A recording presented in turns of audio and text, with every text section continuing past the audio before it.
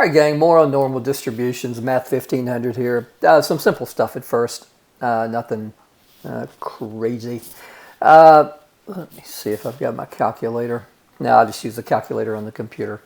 I'm going to run through some very, very simple problems here, but I just want to run through these with you and tell you things that you need to think about, okay?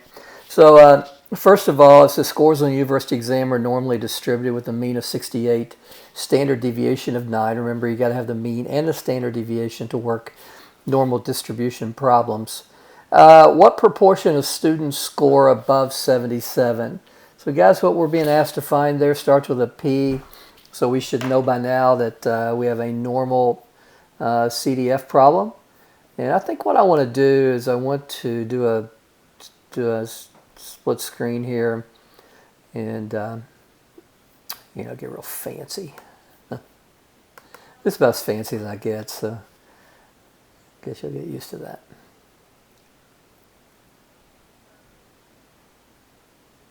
Spinning wheel, don't you love it? All right, so let's go over, let's get this up here. And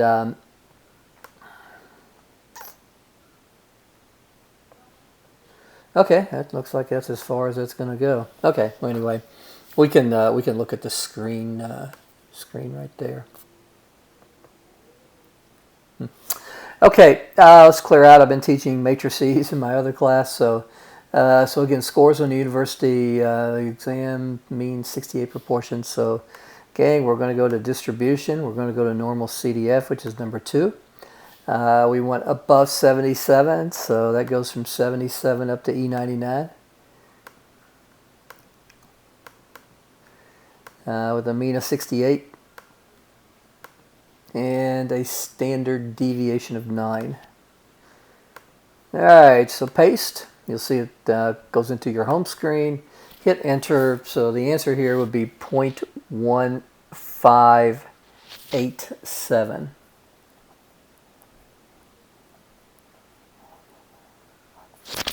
All right.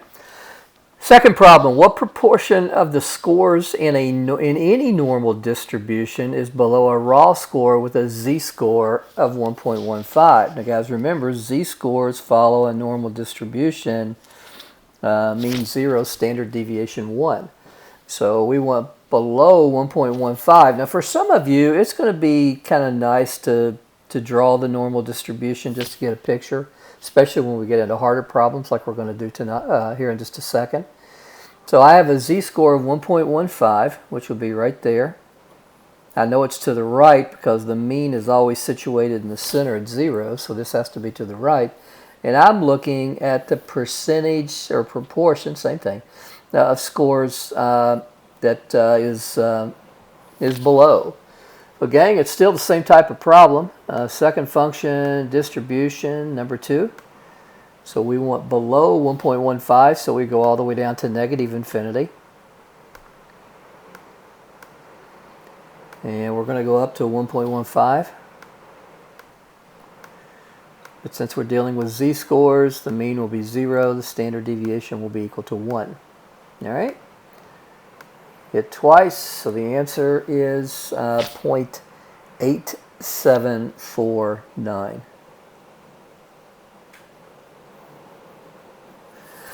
All right, the next one says, what proportion of scores in any normal distribution is between 2 raw scores with z-scores of negative 0.5 and 1.2? Well, what we got going on here is still, we still have the distribution mean 0. I don't know if you guys can see that or not. Mean 0, but we want to go from negative 0.5 all the way up to 1.2. So we want the area under the curve right here. Now, guys, the reason we do this is it's just part of any statistics class. But eventually we're going to get into something called p-values. And p-values are an important decision-making tool in hypothesis testing. And it turns out that a p-value is nothing more than the area under the curve. So there's far-reaching consequences of what we're going to do here. So second function distribution, go to number 2. And so we want to run this from negative 0.5 all the way up to 1.2. Mean is 0, standard deviation 1 because we're dealing with z-scores. So paste it, hit enter, so 0.5764. Now guys, I usually round proportions and probability to 4 places. Your statistical software package, or I'm sorry, your online course management system may require you to round to something different. So yeah, I can't help it. I got distracted there. I'm sitting here on the back porch, and it's raining today. And I'm just sitting here watching that happen. So I'm distracted. All right, gang. Can you hear the thunder? Did you guys hear that? I used the following to answer questions 4 through 5.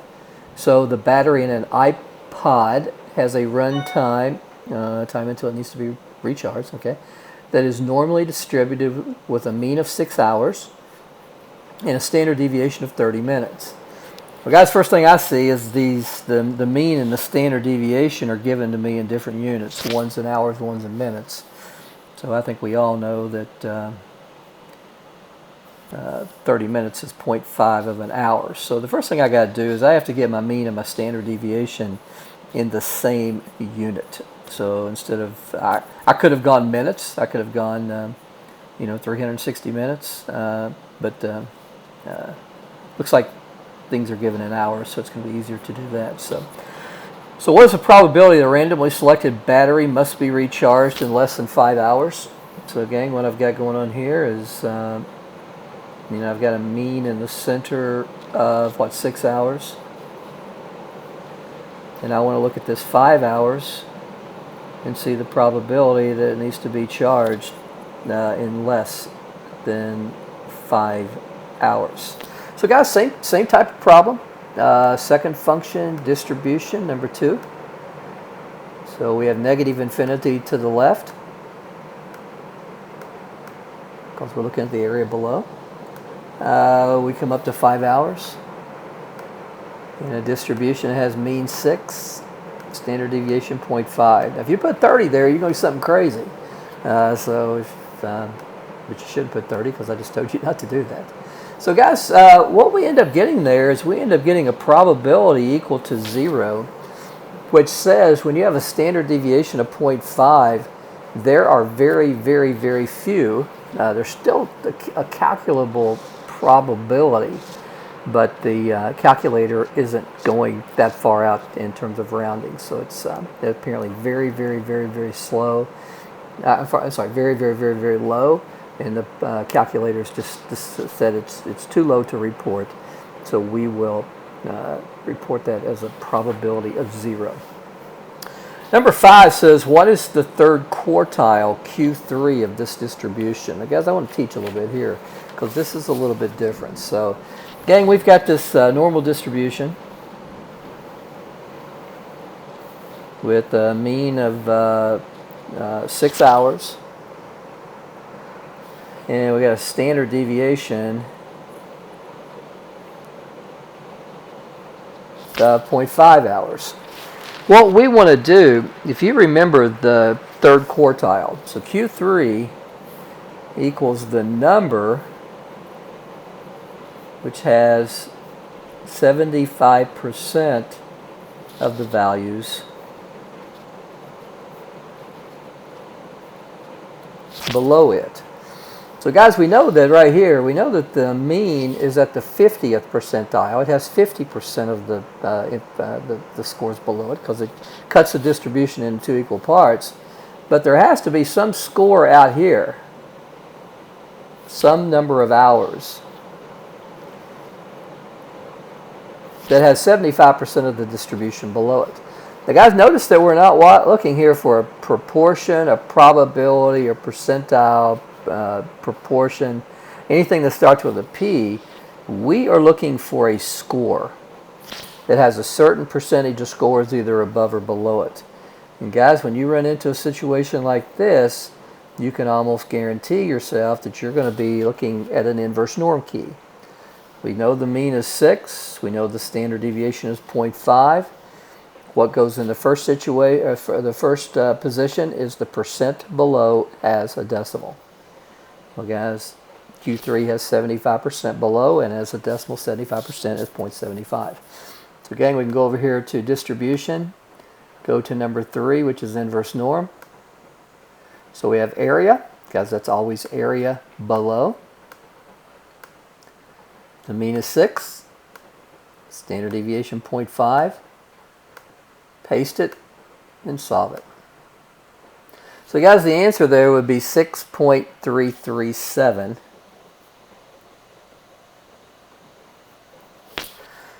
hours. Okay, now let's say this is a test question. You got a few minutes left, and you're like, well, I wonder if that is true. Is that really the answer? Well, guys, we can check that out. Let's go to number 2. So we could say we can look at the area below. This proposed 6.337. When we have a mean of 6, standard deviation of 0.5. Now, what should we get something really close to? Well, if 6.337 is correct within certain rounding agreements, on certain rounding tolerance, we should get something close to 0.75. So we paste it, we solve it. 0.7498 is pretty darn close to 0.75 in my book. So gang, the correct answer to what is the third quartile of the distribution, I'm going to go with 6.337. Now guys, after this video, we're going to get into something harder. It's called central limit theorem. Now it builds on what we're doing right now, so it's really important that you watch this, even if you think you're really good at it. And if you think you're really good at it, you're probably good at it, but not good enough. We know we're going to build on this for central limit theorem. I used to have a supplemental instructor, which is just the fancy name for saying a tutor who worked with me. His name is Zach Ziegler. Maybe some of you know him.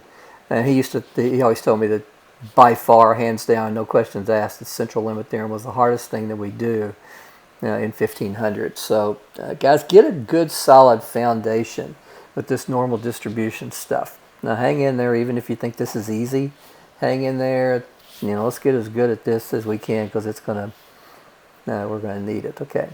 Question number 6 and 7. Birth weights at a local hospital have a normal distribution with a mean of 110 ounces, standard deviation 15 ounces. A birth is selected at random. What's the probability the baby weighs more than 125? So guys, again, just draw your normal distribution down here. Be cool if I draw it where you can see it. We have a mean of 110, which is in the center. And we want weighs more than 125. So we want above. So guys, our lower bound's 125. Our upper bound is positive infinity, which is E99. So second function distribution, number 2. So we start at 125. Go up to E99. We got a mean of 110. And we have a standard deviation of 15. Paste it, solve it. So 0.1587 would be the answer there.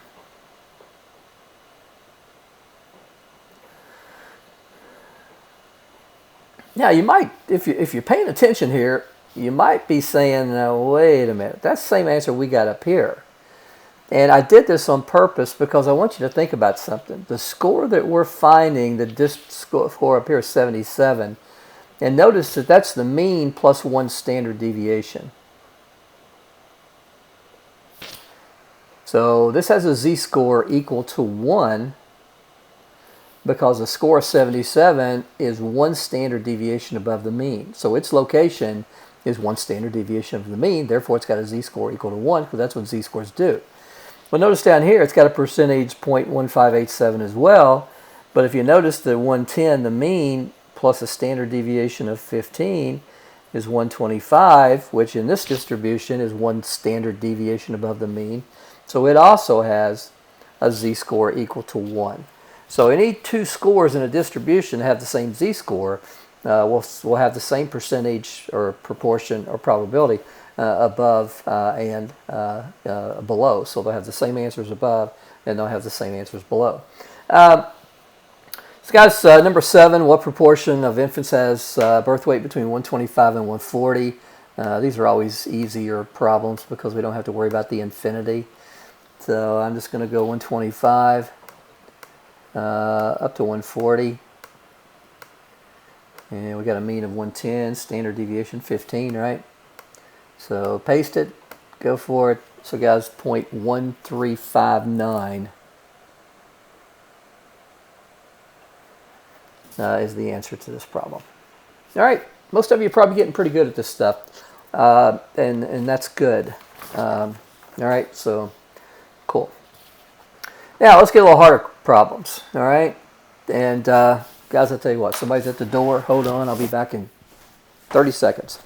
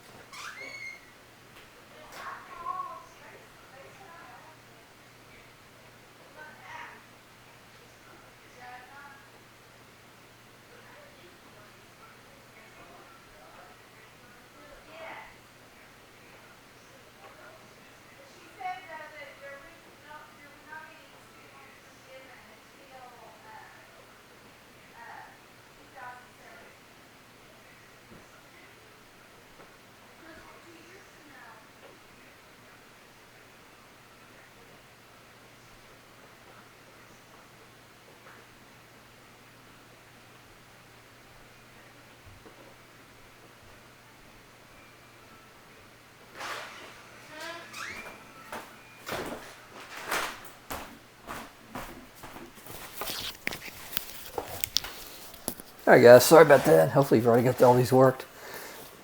We'll get through these pretty quickly. I've got 12 questions here, and I've got an extra one that I want to show you too.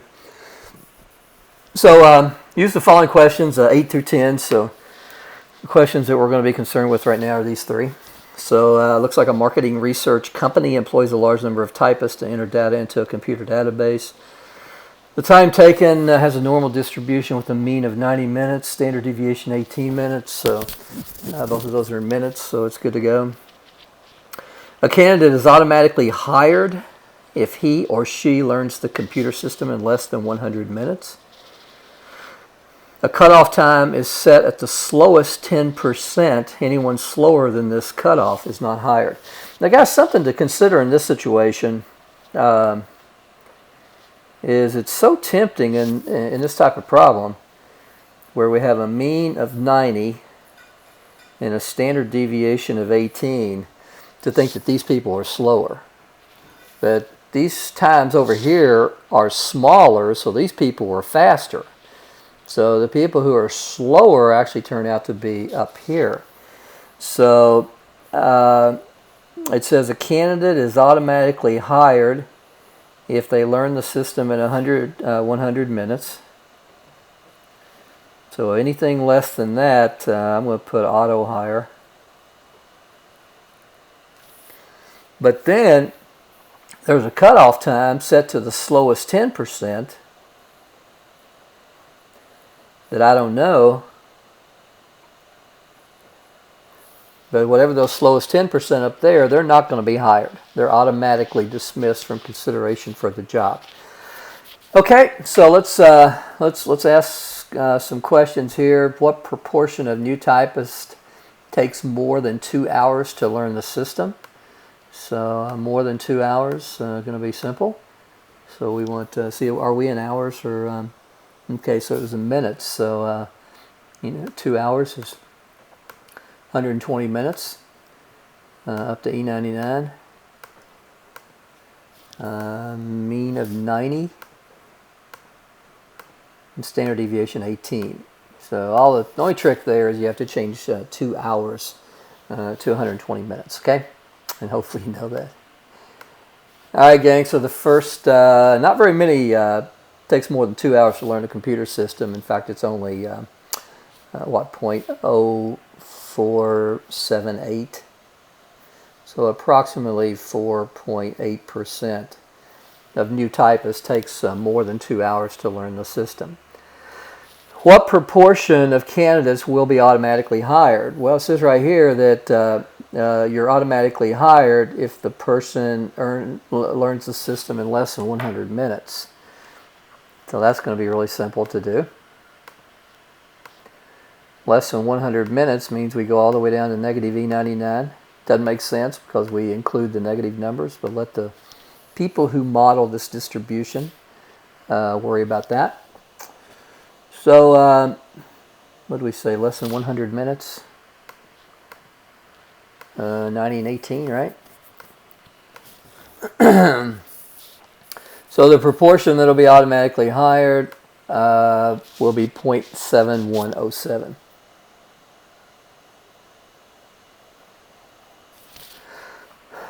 What is the cutoff time for the market research company uses? Find to the nearest minute. So guys, the cutoff time is tied into this right here, the slowest 10%. So what we need to do is we need to find this time that has 10% of the scores above it. Well, from a previous problem that we looked at, we should know that this type of problem is worked with an inverse norm calculator key. Well, two of those things are easy. The mean is 90. Standard deviation 18. But again, inverse norm, what goes first? Percent below. Well, guys, we got the top 10 slowest. But we need the 90% of the fastest. Because that calculator always requires you to put in percent below, not percent above. So second distribution, inverse norm. So we got our area 0.90, mean of 90, and standard deviation 18. Paste it, work it. So 113.07 minutes. So it says find this to the nearest minute, so that's going to be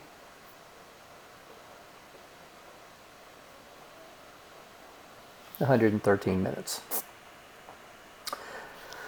Okay, number 11. Scores on university examination are normally distributed with the mean of 62, standard deviation 11. The bottom 5% of students will fail the course. What's the lowest mark that a student can have and still be awarded a passing grade? So let's just look at it very quickly.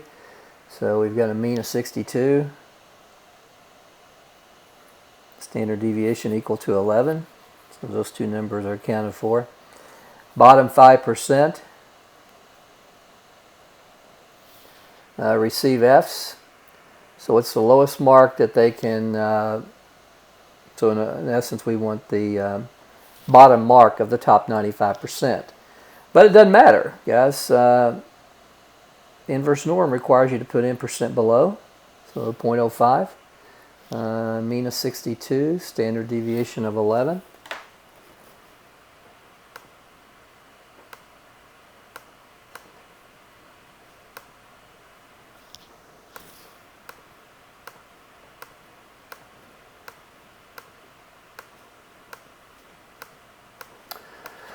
Work it, so 40, yeah, let's just call it 44. As rounding will never be an issue, really,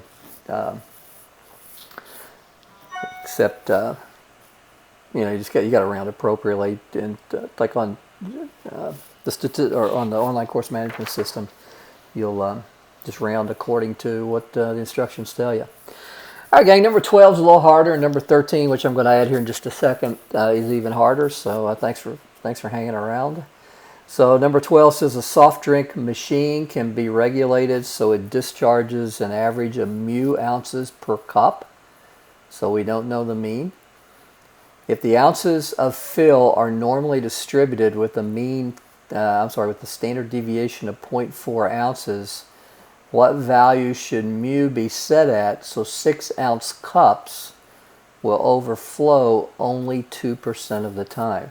Now this is kind of a hard problem. And let's get it all worked out here first of all. So let's see what we know. First of all, we know that we got a normal distribution. So I'm going to write that. It says it has an average of mean mu, so I'm going to put equal to unknown because we don't know that. So if the ounces are normally distributed, we have a mean of standard deviation of 0.4. So I'm going to write that down. And we know that a 6-ounce cup overflows only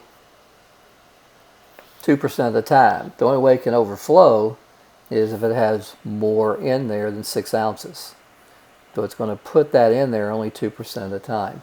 Now this is a situation where you've got to bounce your information off of z-scores because everything we've used so far, normal CDF, inverse norm, even normal PDF, which we don't use much, you've got to have the mean to be able to work the problems. And you see here that you don't have the mean, but in many ways these raw scores that we run into in statistics can always be bounced off of their z-scores. For example, the mean of z-scores will always be 0, and the standard deviation of z-scores will always be equal to 1. We know that there's some z-score right here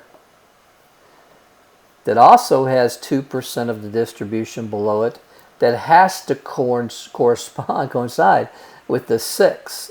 Well, the first thing I want to do is find the z.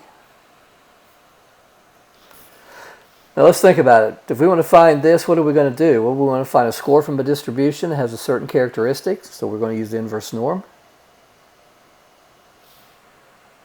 If it's got 2% of the scores above it, it has to have 98% below it. And if it's a z-score, it has to have a mean of 0 and has to have a standard deviation of 1. So we can use our calculator to find that particular value using inverse norm.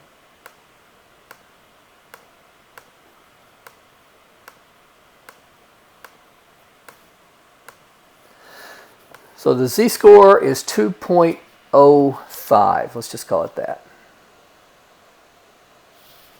Now, the thing that I know is that these raw scores, which I always call x's, and these z-scores, which, non-creatively I call z's, these things correspond with each other using the z-score formula that we talked about in previous videos. Well, for everything that's set up here, we know the z-score that corresponds with 6 has to be 2.05. So I'm going to put it in place of the z-score. I know the x from the raw score distribution has to be equal to 6. The mean I don't know, and the standard deviation has to be 0.4. So gang, what I got now is I got something that I can multiply both sides by 0.4. So on the left-hand side, I get 0.4 times 2.05. So on the left-hand side, I get 0.82. So this has been eliminated. 6 minus mu. But gang, I'm not looking for minus mu, I'm looking for plus mu. So I'm going to take this minus mu and move it over here, making it a positive mu. And over here I get a 6. This stays positive because it's on the same side. But that 0.82 is going to become negative because it moved across the equal sign. So guys, I'm going to say that the mean should be 5.18 for this to be able to happen. So in other words, to have a filling ounce of 6 that will only overfill 2% of the time, the mean needs to be 5.18. So let's check it out here, because I like to teach this, because for those of you that like really care, and you're taking this seriously and you want to learn something, you want to get A's and B's so you get this course behind you the first time, taking the test, how can we test this? Well, let's just go to normal CDF and see if indeed that the area above 6 all the way up to E99 when we have a mean of 5.18 and a standard deviation of 0.4. Now, if this is indeed true, then what should we get? Well, we should get something awful close to 2% up here, or 0.02.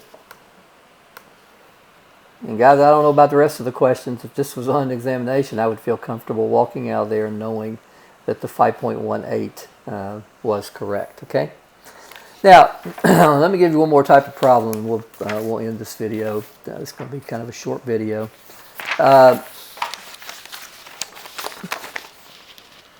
Let's say that exam scores are normally distributed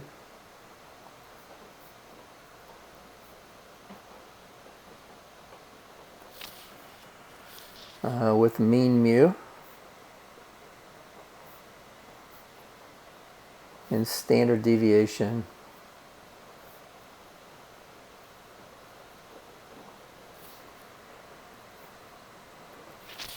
sigma equal 25. A score of 125 represents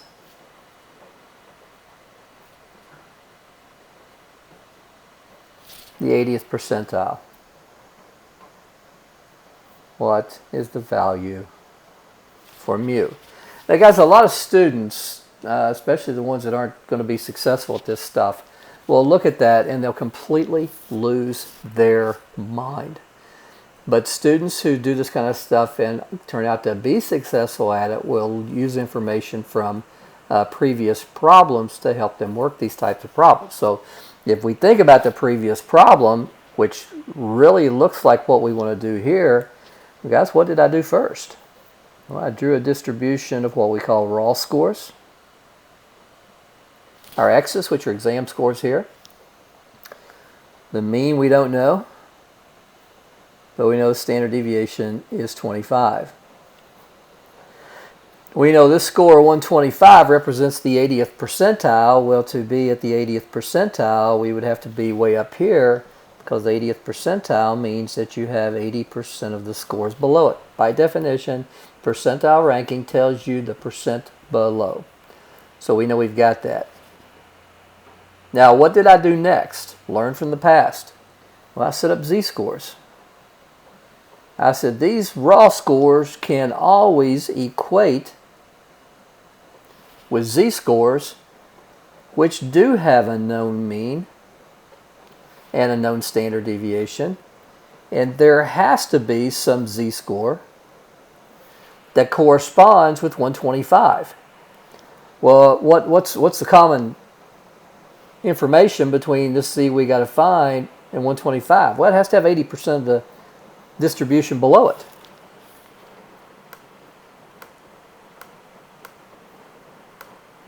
.8. It's a z-score, 0 and 1. So guys, the z-score is 0.84. Now, it doesn't matter whether we're dealing with the exam scores, IQs, birth weights, gestation periods, whatever it may be. The raw score at the 80th percentile will always have a z-score of 0.84. Now what we can do is we can equate these. So we know that 0.84 is the z-score. It has to equate to the raw score of 125, where the mean is unknown and the standard deviation is 0.4. Now, a lot of times students say, well, Dr. Harper, I don't know what to do now. Do the same thing. I multiplied both sides by 0.4, right? So on the left-hand side, I have 0.84 times 0.4, which gives me 0.336. Over here, this stuff cancels, as you guys like to say. It's not totally true, but that's okay. What I do before, I moved the mu over here, made it positive. What I do otherwise, I kept the 125 over here. What did I do next? I subtracted the 0.336. So guys, I got 125 minus 0.336. So I get a mean proposal at least of 124.664. All right. Is that the case? Well, no, let's try it out. Second function, distribution. Let's go normal CDF and let's see if we can get the percentage below as 80%. So I want to run this thing from where? Well, guys, over here, this 0.80 goes where? It goes all the way down here to negative infinity. So my left bound is negative infinity, my right bound is 125. So negative E99, which I've actually already got, so but I'll just go ahead and type it this way. Upper bound's 125. You don't use the z-scores here because you're trying to find the score.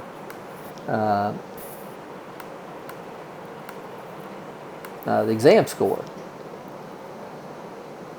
I'm sorry, the mean of the exam score. Standard deviation is 25. So guys, we should have something close to, well, what in the world did I do here? I did something real wrong.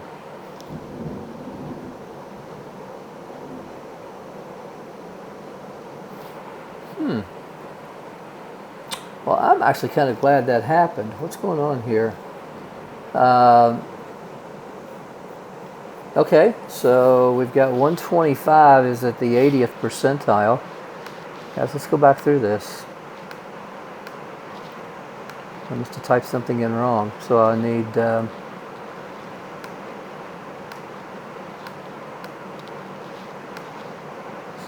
let's clear that out. So I need 0.80 below. Guys, I'm losing my mind here. I keep wanting to go down to inverse norm, but it doesn't go. So 0.80. I got some.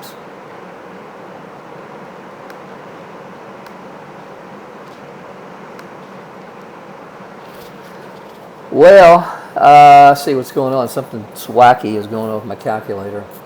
So let me clear this out and just put in something that goes there. All right, so something wacky's with the calculator. So let's just start over here. Yeah, I don't know why that got there. I must have done something wrong. So what was happening when I wanted to go to inverse norm, but because there was some junk going on in normal CDF, it wouldn't let me. So now it's working good. So 0.8, 0.1. So the z-score is 0.84.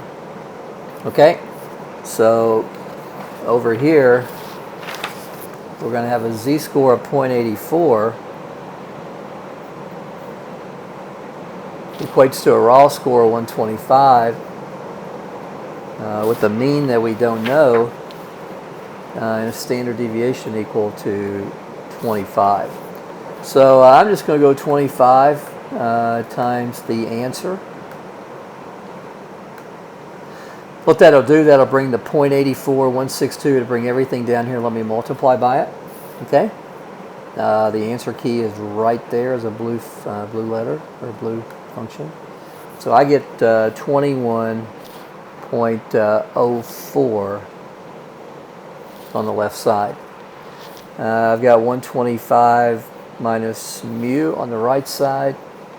Now let's work this over. So we have mu. So here I'm going to have 125 minus 21.04.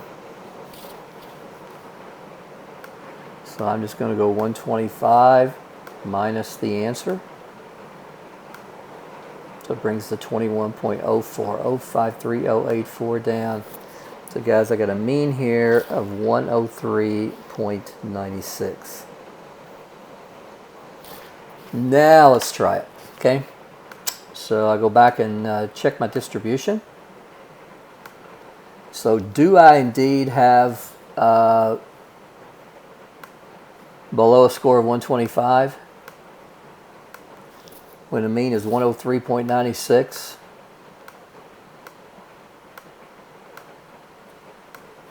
Standard deviation 25.